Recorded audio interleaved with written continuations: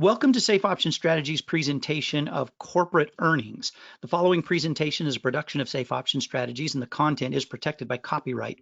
Any reproduction or redistribution of this or any Safe Option Strategies presentation is strictly prohibited by law. The information presented in this class is for education purposes only. Safe Option Strategies does not make any recommendation to buy or sell stocks or options. Trading stocks and options comes with risk, and you are solely responsible for any losses you may incur as a result of trading. Any live trades discussed in this or any Safe Option Strategies class are additionally for education purposes only. There is no recommendation, implied or otherwise, to place these trades with real money. All right, as we go through a class about earnings, about corporate earnings, you're going to find that I'll give you a heads up at the beginning of this class. This is probably the shortest class in the entire education. We don't need to spend a lot of time with this. It doesn't need to be a lengthy class, but it's important to understand a few things about corporate earnings. Number one is that anytime a company decides to become a publicly traded company, they are required by law from that point forward to give an accounting to their shareholders. Doesn't matter if you're a large shareholder or a very small shareholder. And I don't mean your physical size, I mean the number of shares that you actually hold. A large shareholder may have upwards of 5 to 10% of a company that they hold in their portfolio. A small shareholder like you and me may have a few hundred shares of a company in our portfolio. But regardless, a company, once they've decided to go public, owes it to us to make a quarterly accounting of where they're bringing in money, where they're spending money, what they're spending money on. And if you think about it, it's no different than a lot of other segments of our life and our society. If you're married or if you have a partner and you share finances and you have a common interest, you owe it to other people to make an accounting of where the money's coming from, where the money's going, how much is coming in, how much is being spent out, what is it being spent on, and so forth. It's no different with a corporate earnings report. One of the most important things about earnings is that there are only a handful of things that we completely know about a company beyond the basics of who the company is and what they do, what products they produce, what I'm talking outside of those type of things. I'm talking as it relates to the stock and the price of the stock specifically. There's only a few things we know about a company. One thing that we should know, if we don't know this already, we need to know this, and we need to absolutely ingrain this in our mind. We don't know anything at all about what the price of that stock is going to do tomorrow, next week, next month, next quarter, next year, next decade. There is no way any person can accurately and consistently predict the direction a stock is going to go. We can make educated guesses. There is a lot of information available to us that will help us make educated guesses, but there is no way to absolutely know where a company's stock price is going to trade in the coming days.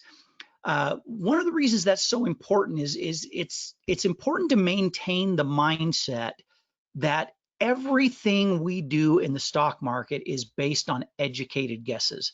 And that's all it ever is, and that's all it ever will be, is a series of educated guesses. We want those guesses to be as educated as possible. One thing we do know and has to be made available to us is when the next earnings report is.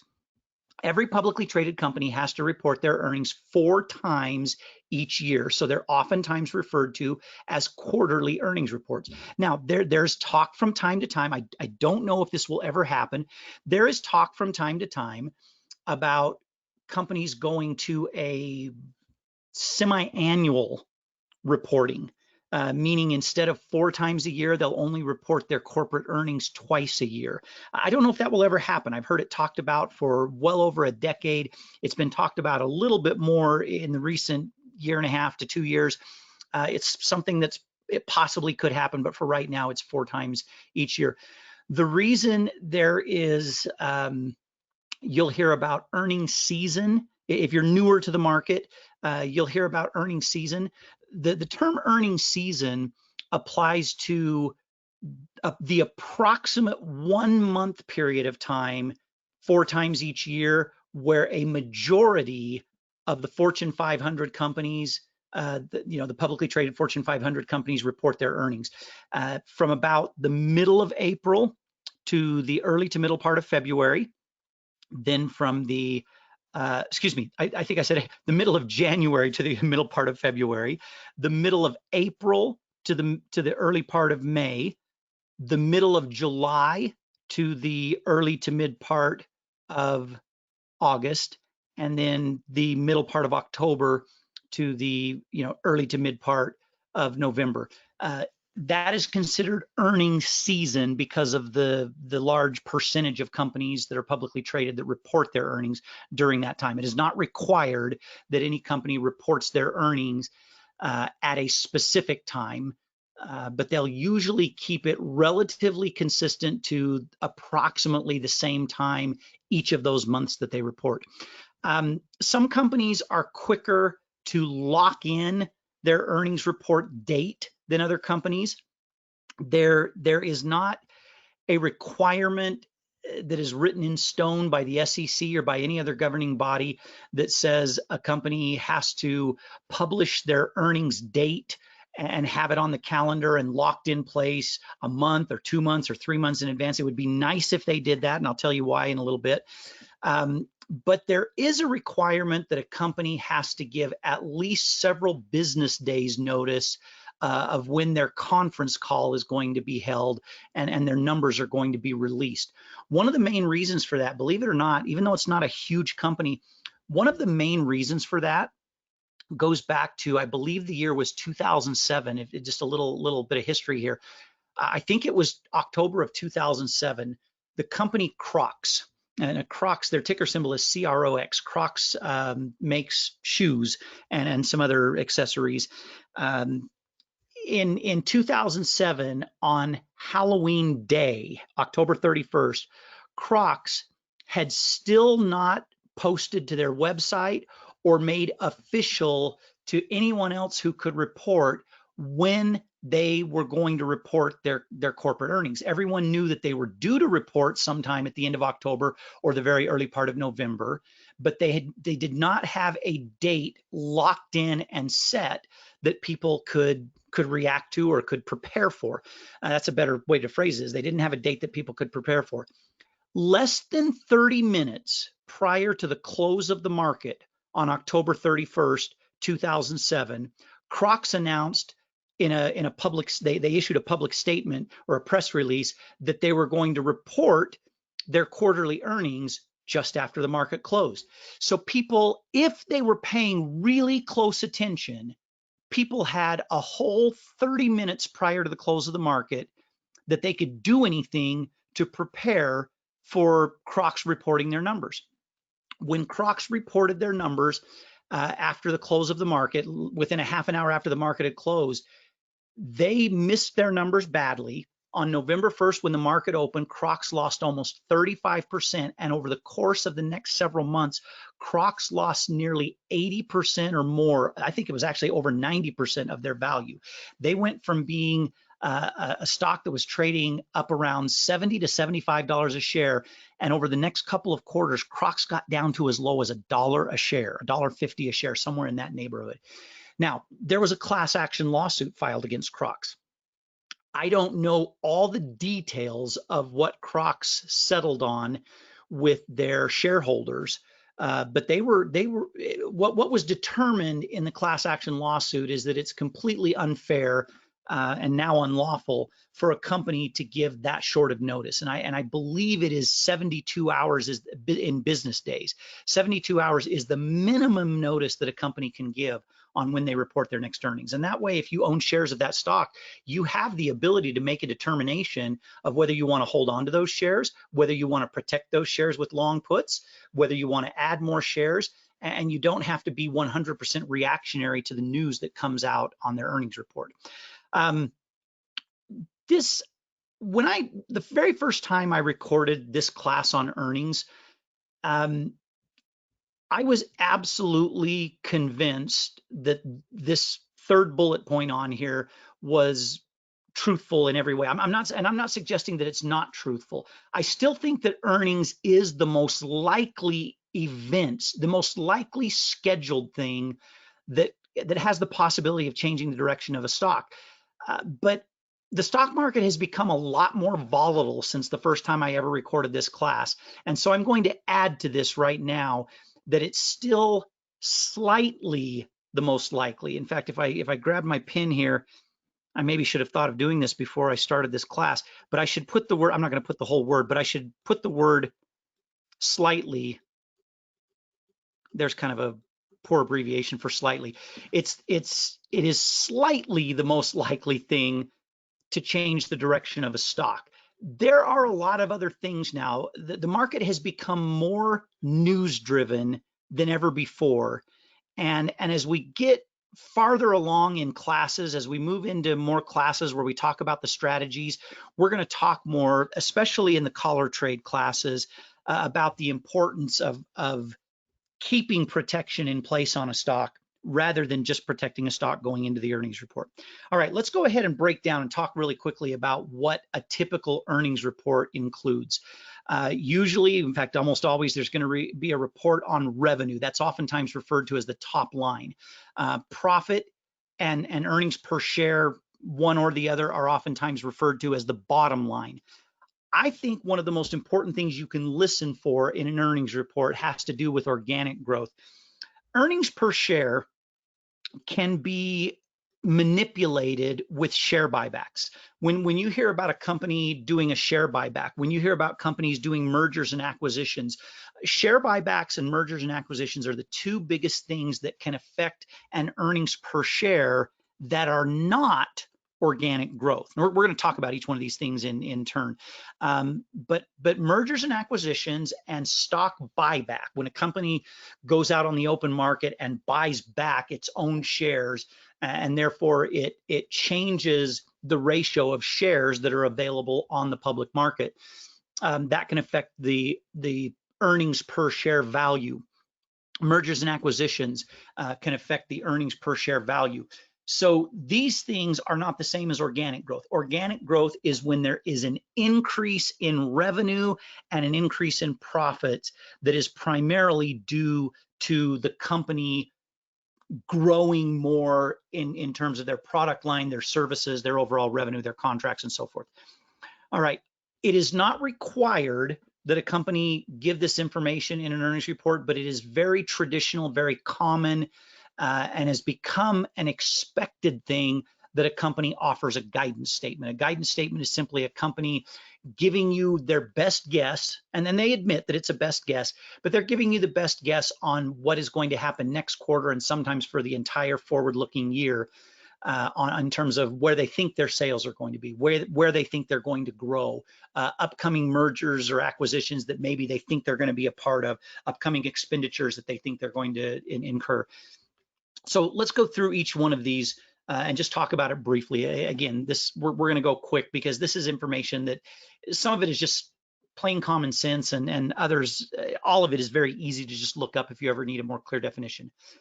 Revenue, every company has to have revenue. The revenue is derived through some type of a service, through manufacturing, through education, through some type of online product or service, through retail. Defense companies have contracts where their revenue is going to come through government contracts or other contracts.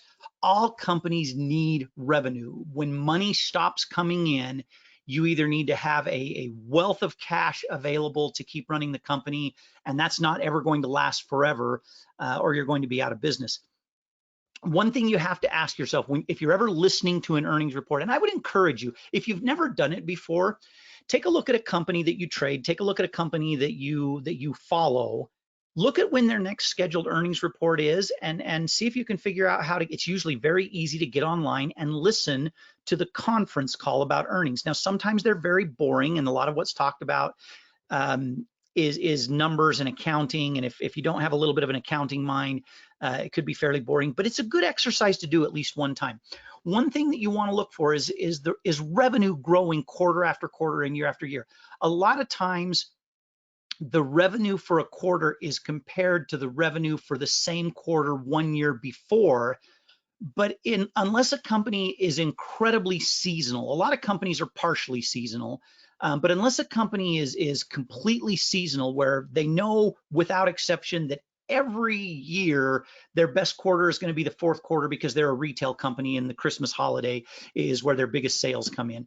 With exceptions of companies like that, a lot of companies have a little bit of seasonality to them, but I think it's important that a company is growing from one quarter to the next, not just growth from the same quarter the previous year. Look for both when you're listening to a conference call.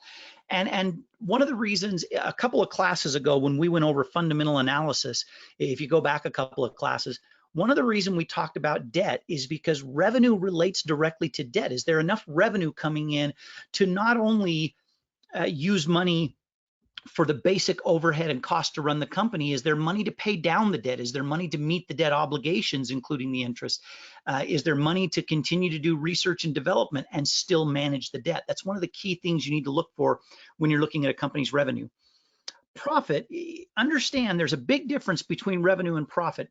If you think back to the class we did on fundamental analysis, we made a big comparison to a company's finances and a household finances. It's easy in a household to look at how much money is coming in, look at all the set bills, the things, the money that has to go out each month to meet obligations, the discretionary spending, money that you know you're going to spend, but it can change a little bit from month to month. And then at the end of the month, you look at how much do we have left over. That would be your household profit if you wanted to look at it that way. It's the same thing in a company. A company can have huge revenue and have very small profit margins. Restaurants are a great example of this. Restaurants especially large chain restaurant companies, can have massive revenue, but they operate on very small margins, and sometimes there's not much in the way of profit left over after that revenue. You got to pay attention to what expenses a company has, and look at whether those expenses are one-time, whether they're ongoing expenses, whether they're managed well. These are all things that are fairly easy to gather out of the earnings conference call. I think it's a good idea to know what a company is spending money on. Let me use Facebook as an example here. Facebook makes a huge amount of revenue. They also have very nice profits and have had since early on in the company.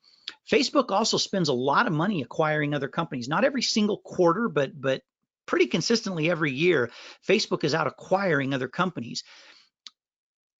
If you knew very little about Facebook and very little about their history, you might look at some of the companies they buy and scratch your head a little bit and say, ooh, that, based on what I'm hearing on the news or what I'm reading, that's not the smartest thing in the world that they're spending money on. But if you look at their history, Mark Zuckerberg, the CEO and the founder of Facebook, kind of resembles Midas a little bit in terms of mergers and acquisitions. It seems, for the most part, there's a few exceptions out there, but it seems for the most part that what Mark Zuckerberg spends money on usually pays off. It's good to see a company that has that history of spending money on the right things. I'm never bothered by a tech company that spends a lot of money on research and development. Apple has a huge budget for research and development. Tesla has a massive budget for research and development. Some of these tech companies, you appreciate the fact that they're spending that much money on research and development. A company like Walmart or Costco probably doesn't need to spend a lot of money on research and development. They are going to spend a fair amount of money on product research in terms of doing some cost analysis of which products are more likely to sell good in their stores. But they're not going to be out developing new products necessarily and researching, putting money into the type of R&D that we associate with developing new products. Obviously, profit is what's left after the expenses and after the different expenditures. Pay attention to one-time expenditures. Every now and then, a very good, healthy, fundamentally sound company will have a quarter where its profit is pretty horrible, maybe in the negative. A lot of times that can be explained with a one-time write-off of some sort. A good example of that is a lot of big companies get sued continually over proprietary data, over patents on technology. And sometimes the best route for those companies is to settle those suits rather than let something like that go to a judge or a jury to make the decision on. Oftentimes those will be overlooked by investors. An investor will see a bad profit report, by a company one quarter, but the company in their conference call, in their earnings report, will make it very clear that, hey, we had this multi-million-dollar settlement with such and such a company, and we're no longer going to spend any money either defending ourselves or going after them for some type of patent infringement, just as a hypothetical. Earnings per share, and let's talk a little bit about organic growth. I mentioned share buyback. When a company buys back its share, it means there are fewer shares for public trading, which means each share left is now worth more money.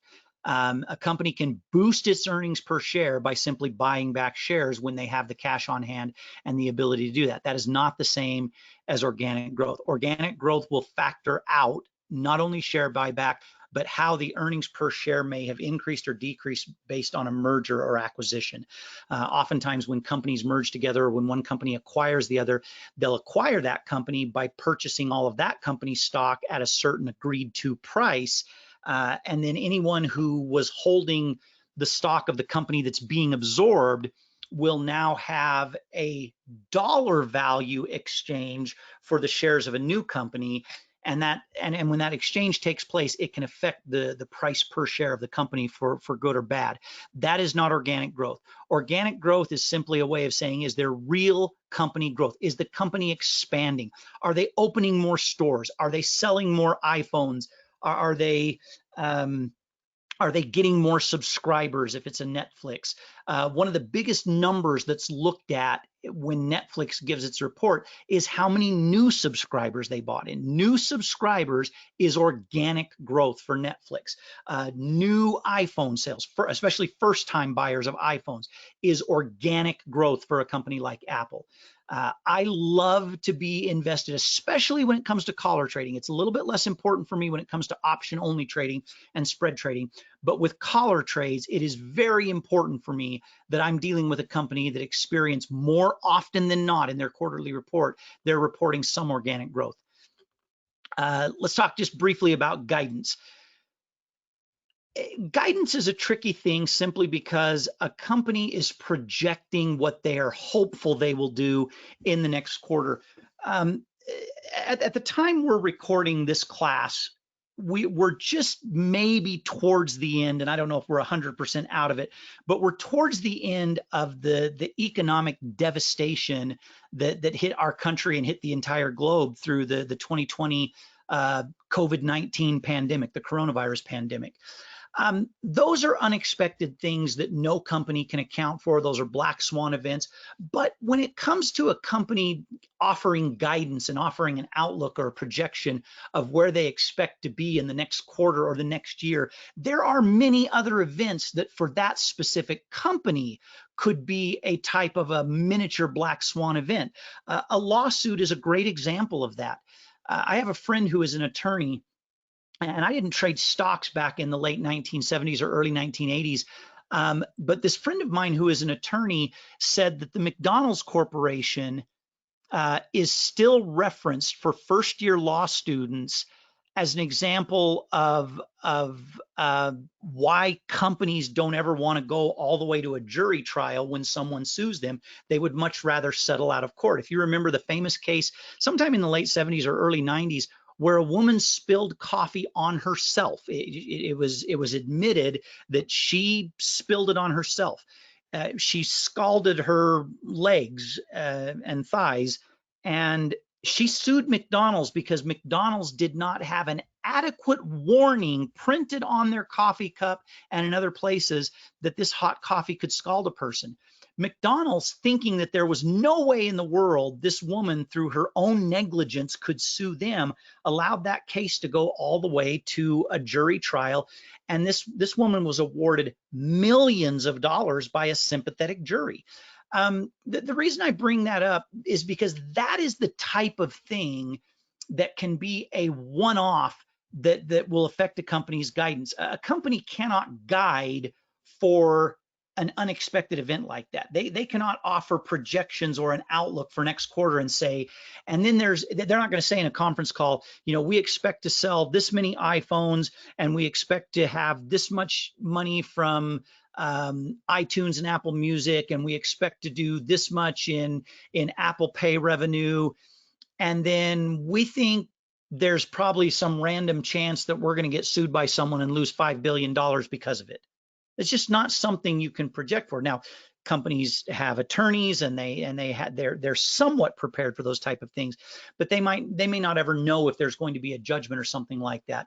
A sudden trend change in a particular sector could hit someone really bad, and it might affect the rest of their sector, even if it doesn't affect the overall market. So a company is going to do its best to project, and a lot of times the way the investment community will react to buying or selling the stock following an earnings report is based on what the company projects.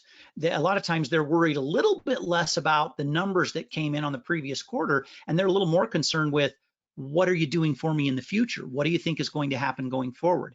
A lot of times what the company projects as their outlook or their guidance is compared to what independent analysts will project.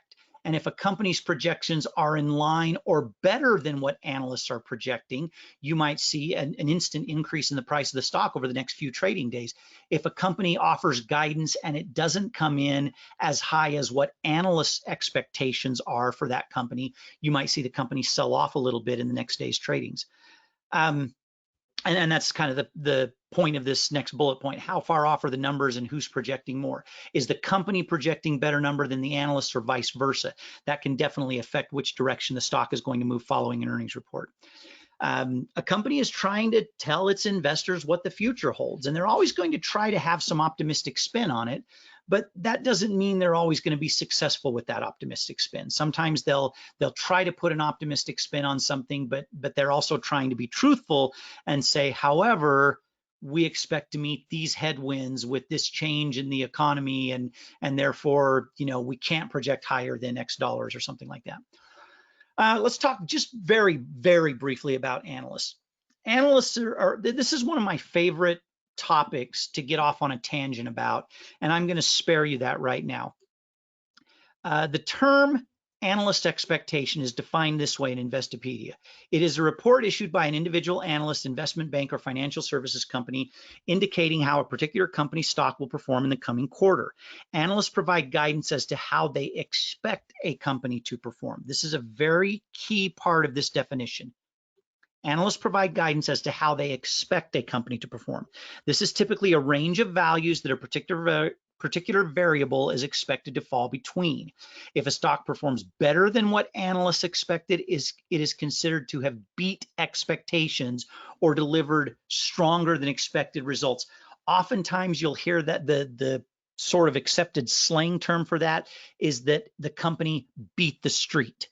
The street is kind of a general slang term for what the consensus analyst expectation is. Now, I will make a little commentary on analysts. It is the highest paying job I am aware of that exists in this world for someone who can be wrong 100% of the time on everything that they ever say or put in print. Analysts are professional guessers. That's all they are. And there's not a nicer way to say, and I don't have any personal ill feelings towards anyone who is a market analyst or a stock analyst for a company. I don't have ill feelings for them. In some ways, I might be a little bit jealous that they can be wrong in everything they say and in everything they do and still make a very comfortable living by most people's standards. Analysts look at company data, they interview people in the company, and they make a guess on what that company should produce in the way of revenue and what they should produce in the way of profit and earnings per share. And 100% of the time they're wrong, but a company is judged very much by the investment community. A company is judged on whether they are outperforming or underperforming what the analyst expectations are. I personally feel like analysts for the stock market and analysts for companies should be completely done away with, that that's a profession that should not exist. You and I have the same information at our fingertips, and we can guess just as well as any analyst, but unfortunately, we have to pay attention a little bit to what they say. We have to pay attention a little bit to what they do, because whether a company comes in above or below what the analyst expectation is has a dramatic impact on the stock. Now, Here is the reason we do, even though it's a short class, here's the reason we do an entire class at Safe Option Strategies about earnings. The importance of earnings as it relates to the stocks that we trade is that most companies will experience the biggest move in their stock price or have the greatest possibility or probability of a direction change following a good or a bad earnings report. It is far more common than not. It's not a guarantee, but it is far more common than not that from the time a company reports its earnings to the time it reports its next earnings, that it tends to stay moving mostly in one direction. Now, even though this is an older stock chart, this stock chart is from a little over 4 years ago at the time we're currently recording this class. I left it in here because I couldn't find a better example, and it doesn't matter how old this stock chart is. This is what I want to point out. In every quarter that you can see on this chart, the stock price finished higher or lower than where it was trading going into the earnings report in every single case. In several cases, the earnings report changed the direction the stock was trading. In 3 cases right here, it changed the direction the stock was trading. It is not uncommon, though, within an entire 3 months of trading that you get these little anomalies. This is not a common thing. This big a drop and then a recovery back to the direction that the earnings sort of bolstered and gave credence to. This is not a common thing. You don't have to worry about things like this happening a lot. This is very common, where a stock can get moving in a certain direction following a good or bad earnings report, have a couple of days that it sort of goes contrary to that, and then generally it will continue to follow the overall trend that was set by the earnings report. And that is really the significance of an earnings report. Earnings reports will typically set the tone for what is most likely to continue throughout the next quarter. It is less common that a company will deviate in a quarter and have a direction change that holds until, in other words, if an earnings report is good and a company starts to trend up, it's not very common that before the next earnings they will trend down. But one of the reasons I left this chart in place is because this actually has an example of that exact thing.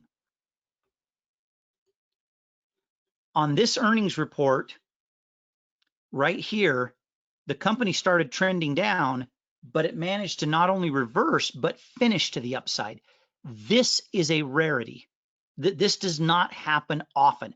Something took place in this time period or right around this time period that changed the direction, and it was something other than an earnings report. I point that out because it's important to know. I emphasized it at the very beginning of this class. Earnings is the most likely thing to change the direction a company is trending, but it is not the only thing that can change the direction a company is trending. It's one of the reasons amongst many that it's so important to know adjustment strategies and know when and how to adjust. All right, let's summarize. Number 1, never lose track of when the next earnings report is for a company that you trade. Don't ever own a stock through an earnings report without having protective puts or a collar trade in place. And don't ever be in a directional spread trade that is not easy to adjust going into the earnings report. If you're in a directional spread trade and you've got an earnings coming up, make sure it's a trade that's really easy to adjust in case it changes directions, or find a way out of that trade with a minimal loss or a profit, even if it's smaller than what you originally targeted. Learn from past earnings information, but never forget that history repeats itself, but is never a guarantee of what will happen in the future. It is common for history to repeat itself. You can learn a lot from looking at past earnings events, but it's never a guarantee of what will happen in the future. And don't ever assume that you know what's going to happen the day after a company reports its earnings, the first full trading day or the first couple of trading days after a company reports its earnings. The whole reason we trade the way we trade is because we can never be certain But in a world of uncertainty, and trading in the stock market means you are voluntarily stepping into a world of uncertainty. In a world of uncertainty, you have the ability to absolutely know when a company is going to report its earnings. You know that earnings has that ability to completely change the direction a company is trading.